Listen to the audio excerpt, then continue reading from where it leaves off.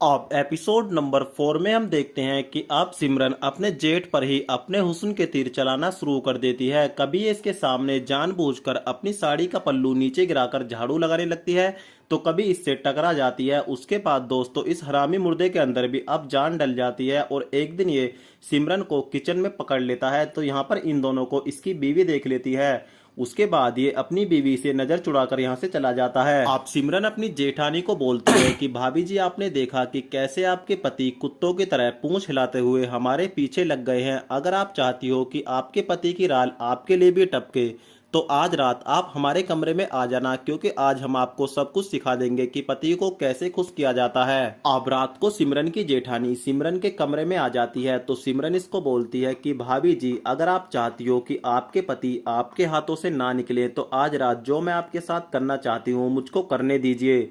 उसके बाद दोस्तों सिमरन अपनी जेठानी को ट्रेनिंग देना शुरू कर देती है और ट्रेनिंग में ये इसके साथ खूब मजा भी लेती है। अब ये इसको बोलती है कि भाभी जी, आज रात जो मैंने आपको सिखाया आपको अपने पति के सामने ऐसे ही करना है। उसके बाद देखिए जेठ जी कैसे खुश होकर भूखे शेर की तरह आप पर टूट के पड़ते हैं। अब ये अपने पति के सामने ऐसी हरकत करती है।